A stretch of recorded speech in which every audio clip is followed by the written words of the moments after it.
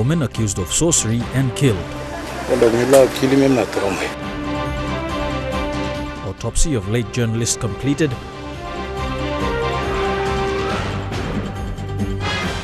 And police deny role in alleged robbery. This is National EMTV News with Meriba Tulo. A very good evening. Thank you for joining us for Wednesday's news. A Southern Highlands woman reportedly accused of sorcery has been killed in Lae. Her body was found in the Bumbu River at about midday today with her hands bound. Yesterday, police rescued another woman who was going to be burnt by a mob. Police were called to the scene just before midday. They found the battered body of the woman whose hands were tied to the back. Police have begun an investigation into the killing. For now, it appears this was sorcery related. Her son Jonah, who had come for a few days to Lae, was travelling back to Mendi today when they called him back. Jonah says he doesn't know why his mother was killed.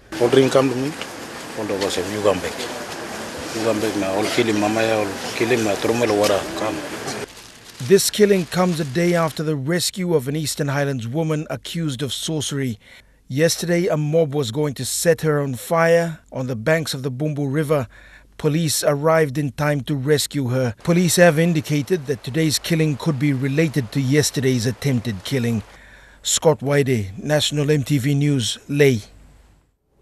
A preliminary report will be released in the coming days after a post-mortem on the body of the late Rosalind Albaniel Evara was conducted today. It was headed by Chief Pathologist in the country, Dr. Seth Fosse, who said the results will be disclosed through the coroner's office. He said details of the autopsy will not be disclosed until examinations of the body tissue samples are analyzed, but for now, the family can proceed with her burial. A full autopsy of the body of late Rosalind Albaniel Evara was conducted at midday today. National Chief Pathologist Dr. Seth Fosse, who conducted the autopsy, said the preliminary findings will be released in the coming days. Fosse, who refused to speak on camera, said they did the autopsy of the whole body where tissue samples will be analyzed and the final report delivered in 2 weeks through the coroner's office.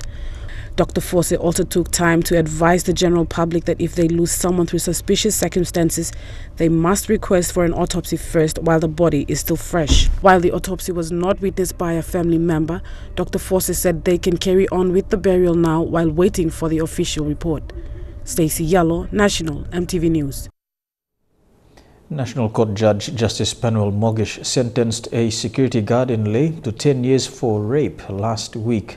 The sexual abuse cases in court are numerous and have posed the question of women and girls' safety at homes and public places. A member of the State Council said in many cases, serious breach of trust and abuse of position are involved when these crimes are committed.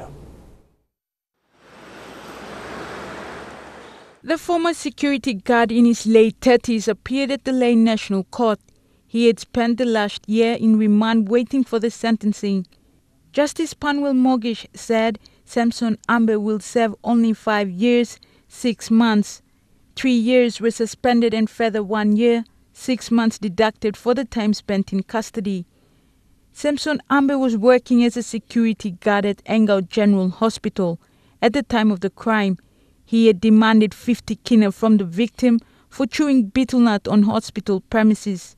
He then raped her after the victim said she didn't have money to pay. Justice Mogish has been in Lae for the last 3 weeks to speed up sentencing for remandees at the Bumo prison. So far, he has attended to more than 40 cases, of which 20 are rape cases. 2 other male offenders at Lae's National Court also pleaded guilty on 2 separate rape cases in Lae last week. Justice Mogish sentenced the men to 16 years each at Lae's Bumo jail. However, one will serve 12 years and 5 months, while the other will serve 11 years and 10 months. Julie Badui Owa, National EMTV News, Lae. Police in Port Moresby have denied involvement in an alleged robbery involving police and an expatriate which occurred a few weeks back. In a social media post on Facebook, it was alleged that police officers robbed the expatriate at Konidobu. However, NCD and Central Divisional Commander Sylvester Kalaut announced today that police investigations revealed that police officers were not involved, as the expatriate alluded to. Instead, a civilian who is now in police custody has told police a different story from the Facebook post. In a media brief today, Commander Kalaut explained that the victim, originally from Africa, had claimed he was robbed by police at Konidobu. The suspect is now in police custody, awaiting further interrogations. All right. Last week we had a meeting with U.S. Embassy, particularly with the regional security officer for U.S. Embassy. We've advised them that the victim has to provide full detailed statements so that the police can investigate further and deal with the suspect. Kalaut said initially police were told a different story, but upon apprehending the suspect yesterday, they realized the suspect's story did not comply with what the victim had stated. This led to further investigations, which also revealed that the victim had gone overseas and had failed to submit a police statement as requested. We are appealing to the U.S. Embassy to assist us for the victim to submit full detailed statements so police can take it on from there. We've also interviewed the suspect. He gave us another version of the story, of which it will be subject to further investigation. The suspect mentioned that the incident happened at a nightclub where the African, who is now the victim, who was with him at that time. And there was a scuffle, and then that resulted in all this that has happened. Following this incident, Kalaut urged Port Moresby residents to report such incidents as soon as possible and discouraged them from publishing it on social media. He explained that on an international platform, Papua New Guinea is hosting important international events in coming months, and such allegations posted on social media paints a bad picture of PNG. And in this particular case, if it is proved that what the person is saying, the victim is saying, is not true, then the damage is so huge, and it's going to affect our international standing, particularly when PNG is at the forefront of hosting APEC next year. Police have identified a witness in this case and will conduct interviews before any arrests can be made. He'll be returning, and the spouse works for the U.S. Embassy and not the victim. And the victim, from our investigations, revealed that he's an employee of Digicel PNG. And we will be interviewing some staff of Digicel that went with him to that nightclub when the incident happened. Tekla Gunga, National EMTV News. Police are investigating an armed robbery involving monies collected from a business house in Port Moresby, which occurred on Monday. It was reported that a woman carrying takings from Paddy's hotel and apartment was robbed on her way to deposit the money at one of the banks at Konidobu. NCD and Central Commander Sylvester Kalaut confirmed the incident and said police are yet to establish investigations. This is because the bank involved had asked for a search warrant before a copy of the CCTV footage on the alleged robbery could be released to police. Kalaut said while it is the bank's right to do so, obtaining a search warrant from the district court has slowed police investigations. It is advisable that the business houses to have their own CCTV cameras. It helps us to have it access so that we can view it and see if we can identify the suspects. So that will make our job easier as well.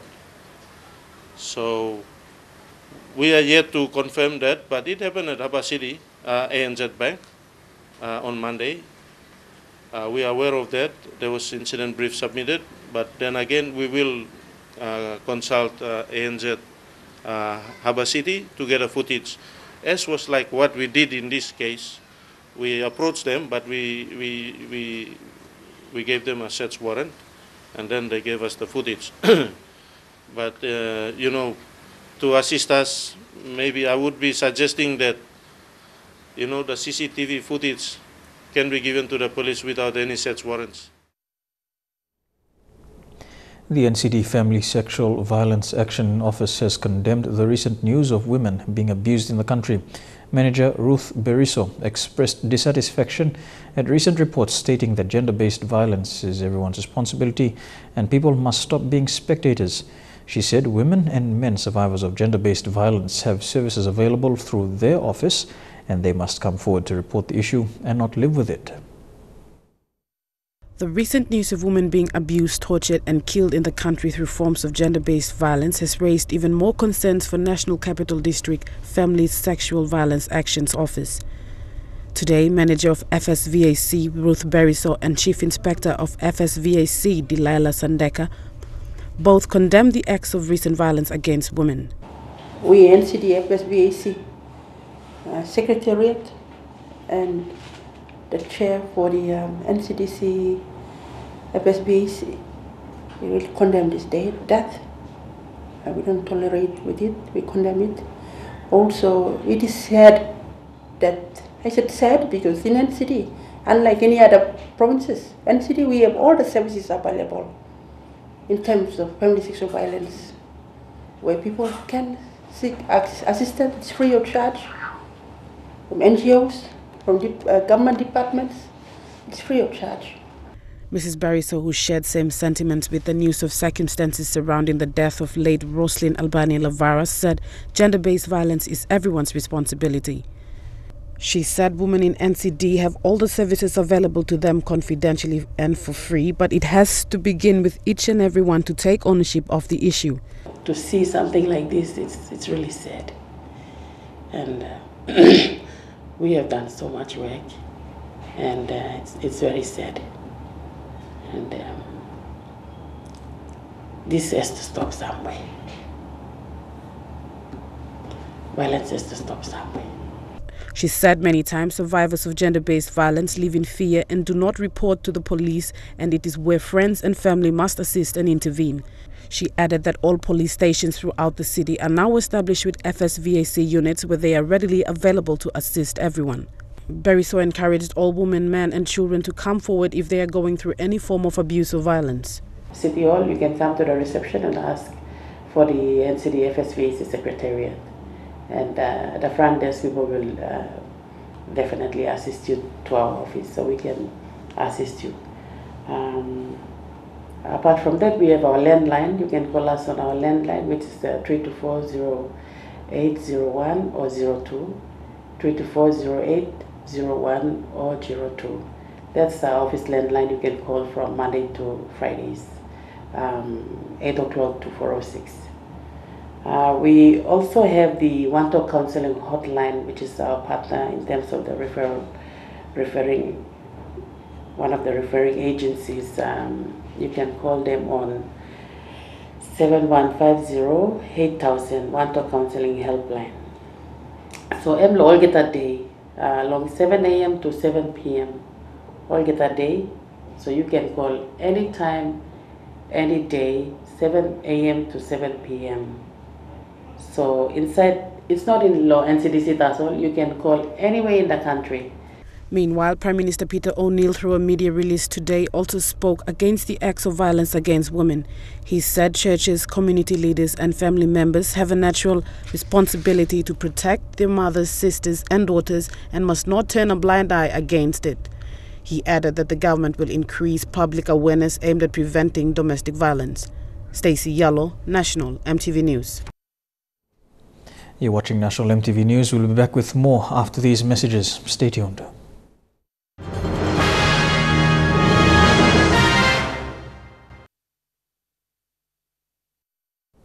Welcome back to National MTV News. A dead body was discovered at the Treasury building today in Port Moresby.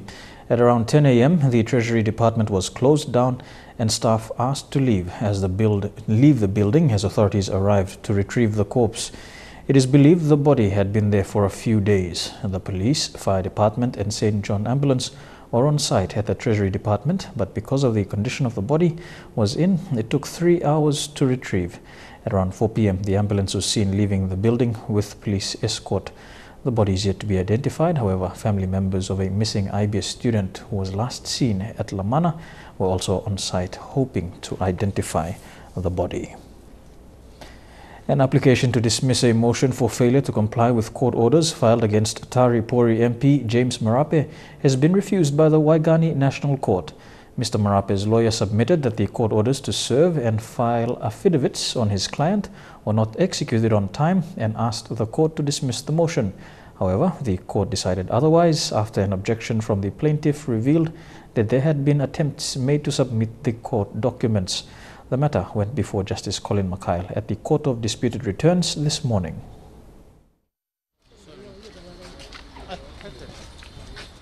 Parties involved in this matter include losing candidate Johnny Pakaya as the plaintiff, Tari Pori MP James Marape as the first respondent, and Electoral Commission as the second respondent.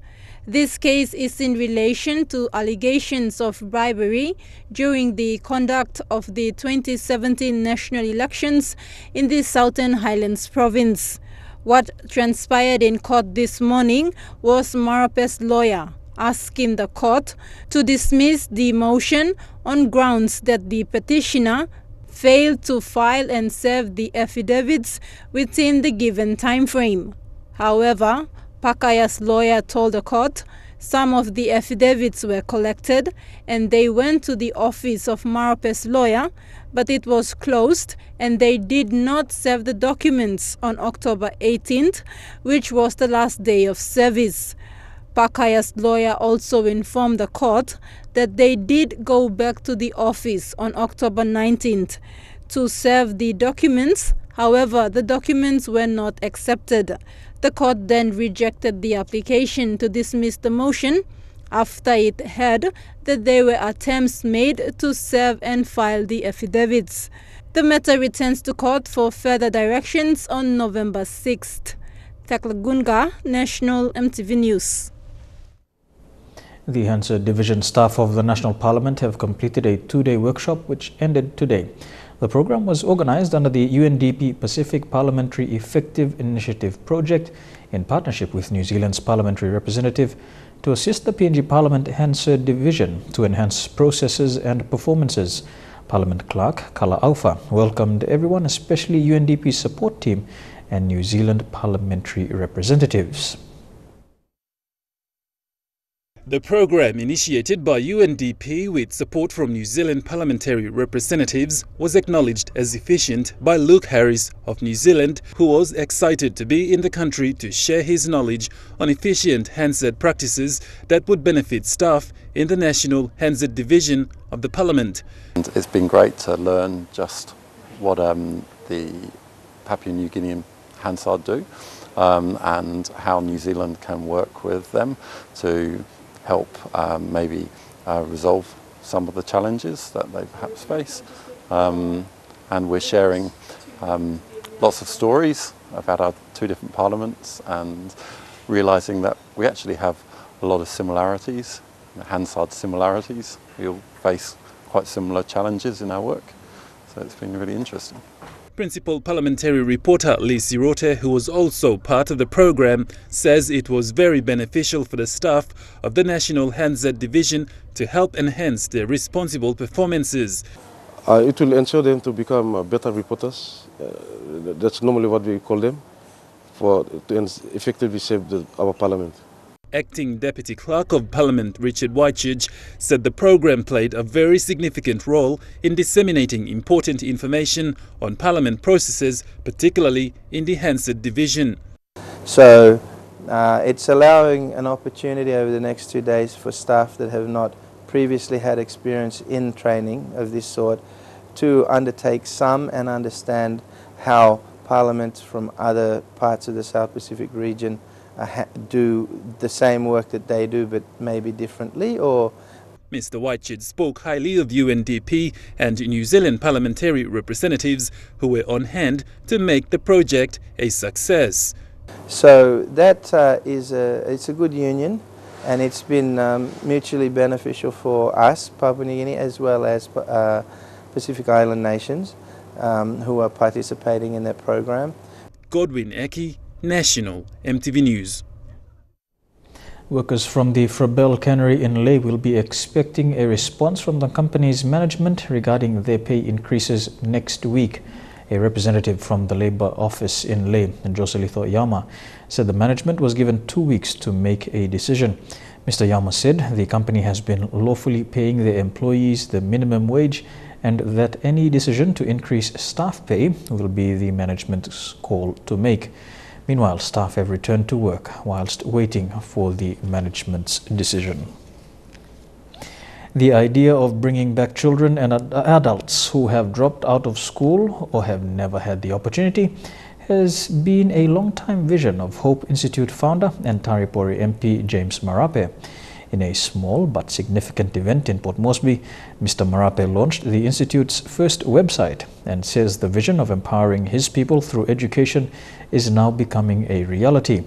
The Hope Institute is a first-of-its-kind flexible open distance education or FODE learning institute built in the Hela province. The vision of building the Hope Institute came about when Mr. Marape, who was then the education minister, saw the need to bring back to school dropouts. Leaving them doing nothing and allowing them to hang in space is a recipe for disaster as a nation goes into the future. That idea became a reality when over 60% of the district's DSIP funds from 2013 to 2016 was allocated toward building of the campus. 60% of our DSIP was invested in this, and hopefully you will see some pictures up there. From a swamp in one of the wettest areas in my electorate, where no one would have envisaged 5 years ago that a campus will flourish there. We just converted a swamp and worked on it. And today we have facility, not world-class facility, but facility that can able to sit and allow teachers and students to interact and for education to start. Today it is one of Tari's fastest growing education institutes. Coordinator Marina Hagwai says over 500 students have successfully enrolled under the FODE system and are awaiting their course outlines. But she says starting next year, they are expecting over 3,000 enrollments. The FODE students, that's from grade 7 to 12, we have around 500 students enrolled. I've brought their enrollment forms to FODE headquarters. It's already in the process of registering them, and I'll be waiting for their course books. Furthermore, the launch of the Institute's website shows the Institute stands ready to interact with its partners and, more importantly, its stakeholders. They also welcome 3 new teachers from India who will be heading the science, math and IT departments of the Institute. Hope basically is derived from the word hope itself, giving hope to someone who currently doesn't have any meaning in life. And personally for me in my electorate, I got 5,000 kids who've shown interest to participate in this one. Stanley Over Jr., National EMTV News. And we take a look now at the finance news. The kina closed unchanged at 0.312 US dollars in the interbank market. At Bank South Pacific, your kina was buying 0.3045 US dollars, 0.3874 Australian dollars, 0.255 euro, and 34.34 Japanese yen. Looking at commodity prices at New York close, gold is trading lower, copper closed higher, while coffee and cocoa closed lower. Palm oil closed unchanged, crude oil is trading lower, while copper closed the day higher. And on the stock markets, the Dow Jones closed 167 points higher, the ASX closed 7 points higher, and the All Laundries 10 points higher. Here with National EMTV News, stories making headlines overseas. When we come back, stay tuned.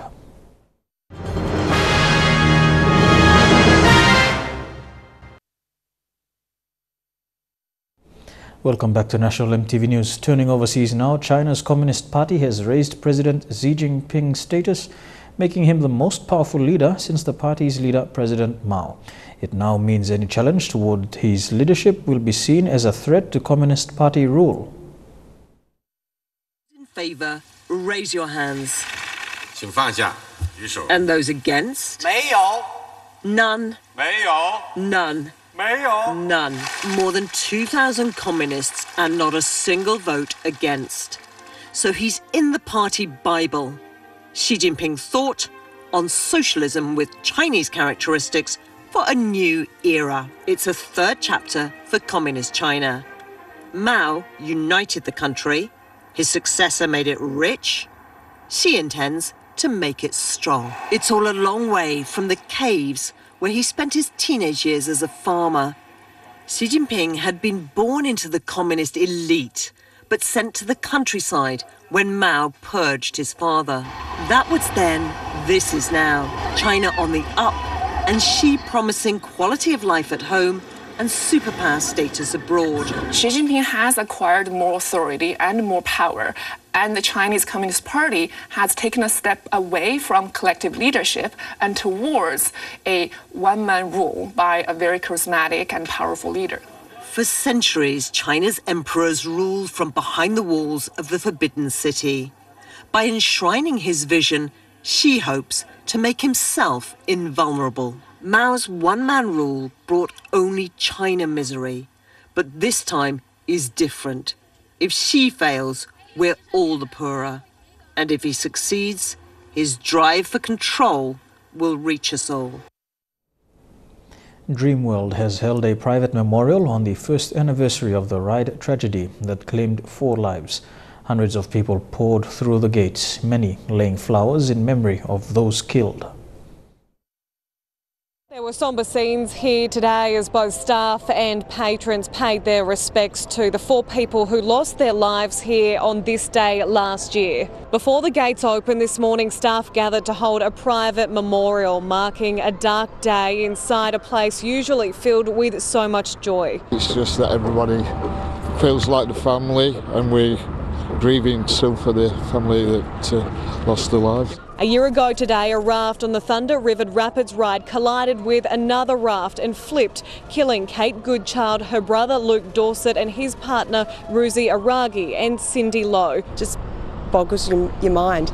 So all we just keep remembering is the fact that the 2 children were saved out of all of this. Hundreds poured through the gates, some bringing flowers to pay their respects. Hard for the family.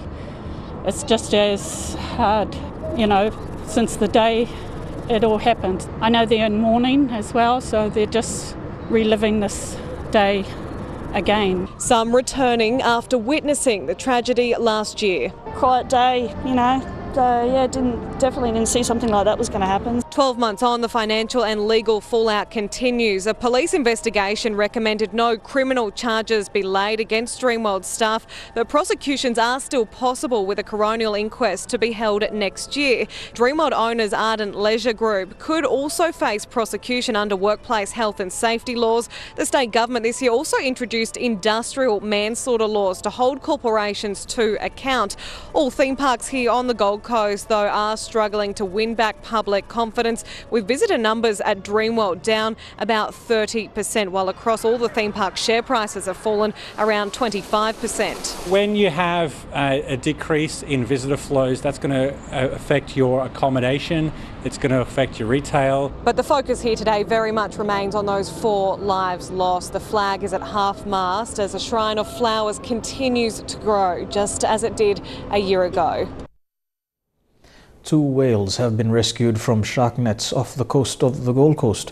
The mammals became tangled early this morning, prompting a race against time to set them free. The mother whale and her calf were spotted off Miami around 5 a.m. Both mammals were severely entangled, and in an unusual twist, the calf had swum up onto its mum to stay afloat. It was a risky operation for the multiple crews involved, led by the state government's Marine Animal Rescue Team. The pec fins are a third of the body length, so on a 10-metre animal you're talking 3 to 4 metres of pec fin. It can kill someone very quickly. Dealing with a mother and calf can be more challenging, with crews facing the risk mum could see them as a threat and become agitated. Thankfully, both whales remained calm, all while a third whale was keeping watch from below. We're not sure why it came in. It could be a curiosity situation with all the activity that's going on at the time, but it also could be an interested male. After just over an hour, both whales were freed and able to swim away. It's one of around 8 rescues SeaWorld has performed this season, and with just over a month left of the southern migration, they're hopeful this will be the last. You're with National EMTV News. Up next, some sporting updates in Trukai Sports. Stay tuned.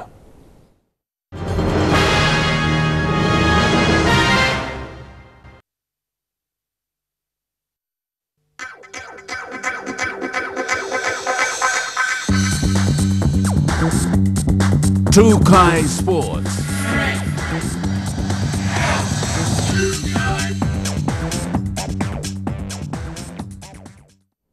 Welcome to Trukai Sports. Members of the PNG Kumuls team were at the Elamari International School today.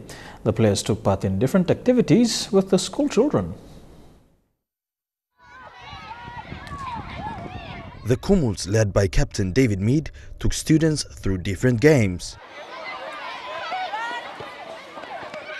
Students from preschool through to Year 8 all took part in the fun games. Children ran to their stars for autographs and photos.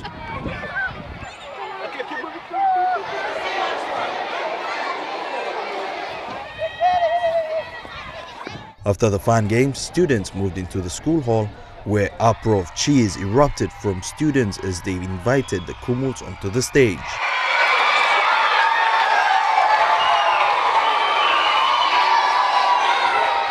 A massive Kumuls jersey was presented to the team, signed by the children, wishing them all the best in the Rugby League World Cup campaign.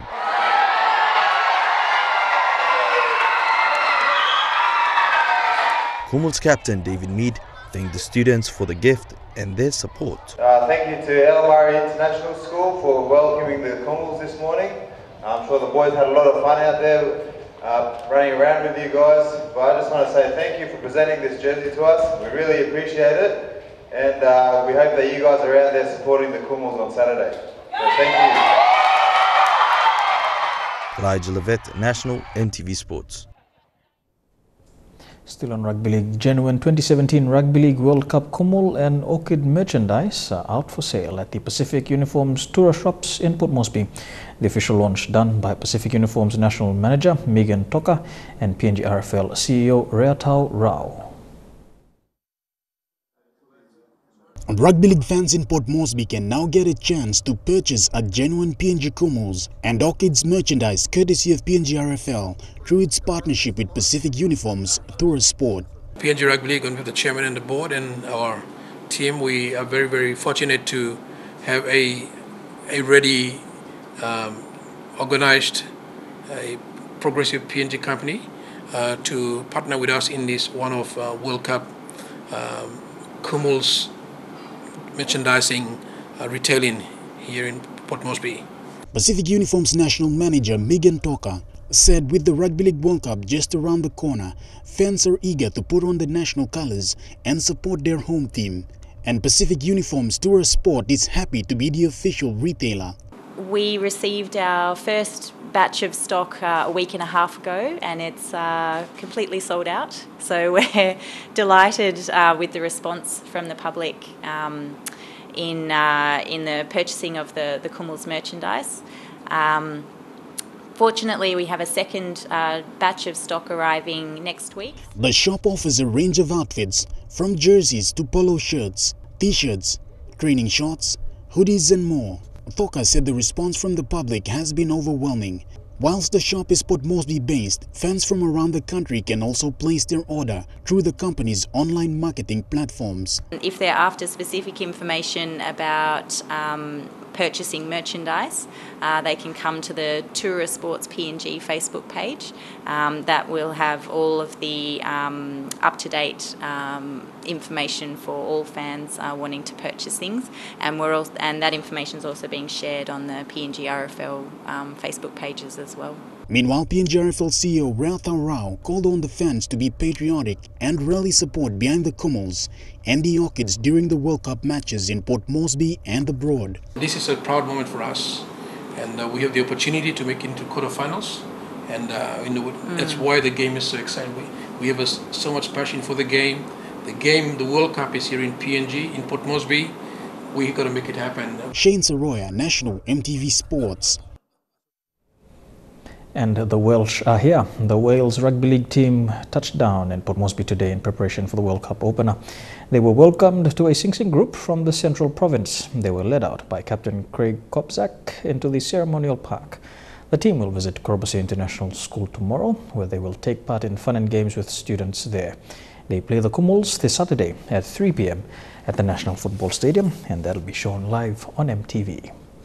You're watching Trukai Sports. We will be back with more after these messages. Stay tuned.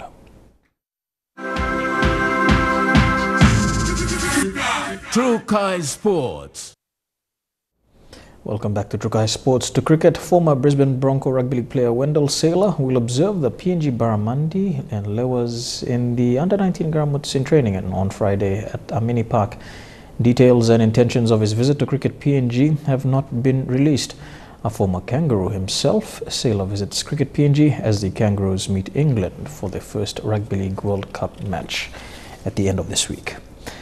To netball, the Port Moresby Netball Association went into finals over the weekend. The Credit Corp Sparrows Club saw 7 of their teams vying for a grand final win out of the 9 registered teams.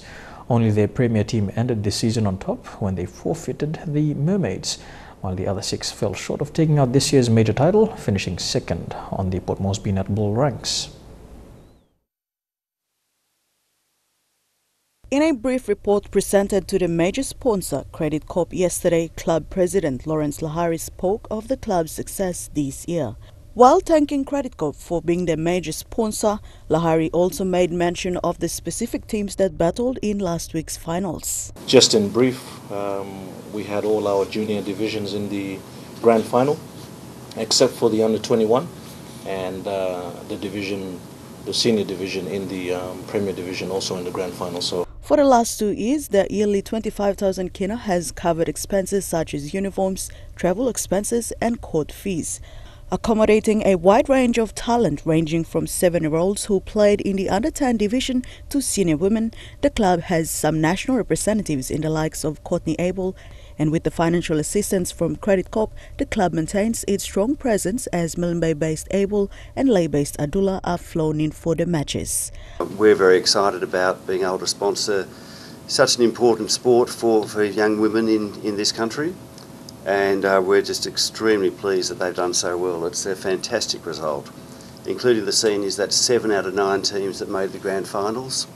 That's over 70 Sparrows players who will be playing who will have played in the grand finals for 2017, which is a terrific result. We're absolutely delighted to extend our sponsorship for another 2 years. Thank you. And we look forward to seeing the girls on the field wearing our colours and continuing to do well. First of all, I'm delighted to help Lawrence and Credit Corporation Sparrows go through another year of the sport netball, and delighted to assist them empower women, girls, officials through the wonderful sport of netball. A step forward for the club as they continue to encourage talent growth in the sport. With the extension of the sponsorship, Sparrows now look at coming back stronger next year, though all 6 Sparrows teams finished off as first runner-ups, while the Premier Division took out the title for this season. Dinero Raiko, National, EMTV Sports. And to snooker, the nominations for the 2017 Port Moresby Handicap Snooker Challenge are now open. Port Moresby Billiards and Snooker Association President John Chan said the nomination fee is 200 kina and 50 kina. Chan said on a first-come, first-served basis, discounts will apply if paid before the deadline, 8 p.m. on Monday, October the 30th. As usual, 48 players are expected to register, including women and juniors. All must have handicaps to participate. The finals will be held on Sunday, November the 5th at the Lamana Q Cup. And that ends Trukai Sports. Up next, the weather details for the next 24 hours. Stay tuned. Sports.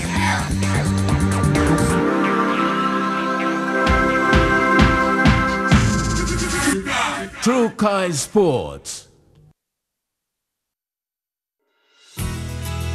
The weather details are proudly brought to you by Dulux Weather Shield. Worth doing with Dulux.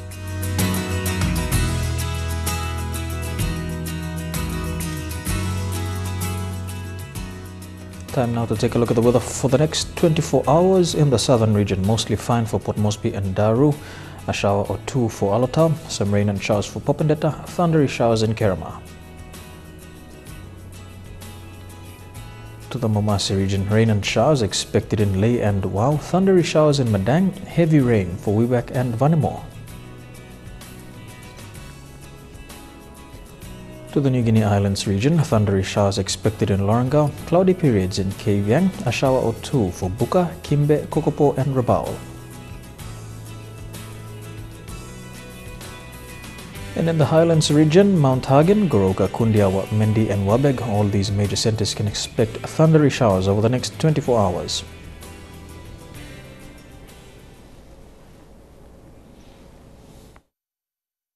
The weather details are proudly brought to you by Dulux Weather Shield, with doing with Dulux.